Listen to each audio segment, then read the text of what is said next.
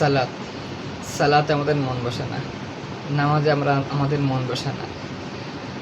যে মানুষটা নিজের কাজ খুব ধীর স্থিরভাবে খুব যত্ন সহকারে করতে পারে, ওই মানুষটা যখন মসজিদে আসে নামাজ পড়ার জন্য, ওই মানুষটা খুব তাড়াহুড়ো লেগে যায়।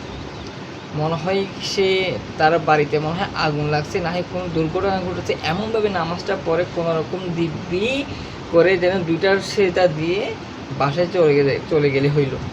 এই হলো তো আমাদের নামাজ।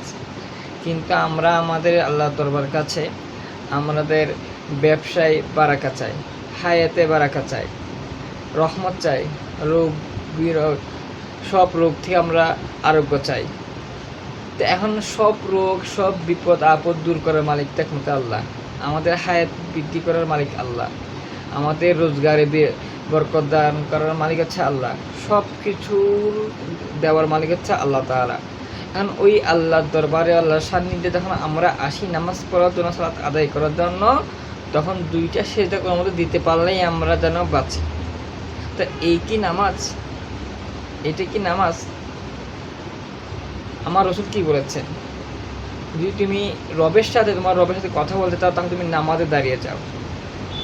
যখন আপনি সালাতে দাঁড়াবেন, আপনি সূরা ফাতিহাটা অর্থ সব বুঝে পড়বেন, তখন আপনি সালাতের মজাটা উপলব্ধি করতে পারবেন সালাদটা কী জিনিস।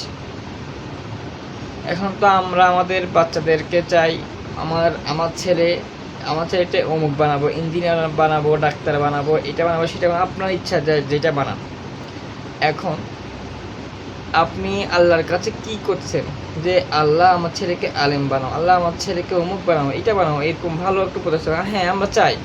আপনি কি আল্লাহর দরবারে কখন সালাতে দাঁড়িয়ে সালাত আদায় করে দুই হাত তুলে আল্লাহ দরবারের কাছে কি চেয়েছেন যে আপনার ছেলে অমুক এরকম ভালো একটা পজিশনে যাক?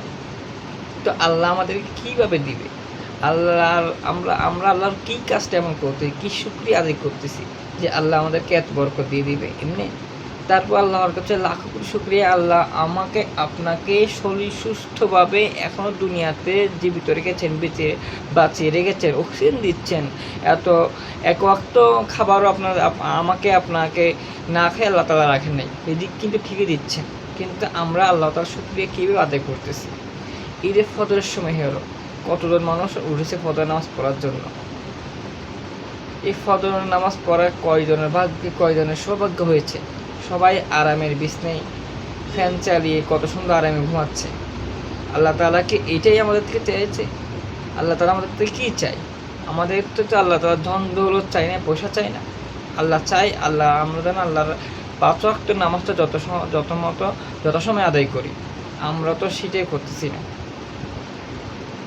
তো আল্লাহ আমাদের সকল মুসলমান ভাই বোনদেরকে নামাজের প্রতি উৎসাহিত করে তৌফিক দান করুক। ফজর, জোহর, আসর, মাগরিব, এশা আমরা পুরুষরা যেন জামাতে আদায় করতে সেই তৌফিক দান করুক। আমার মা বোনেরা যেন প্রতি ওয়াক্তে যথাসময়ে নামাজ আদায় করতে পারে, আমরা সেই দোয়াই করি। আমিন। বিরক্ত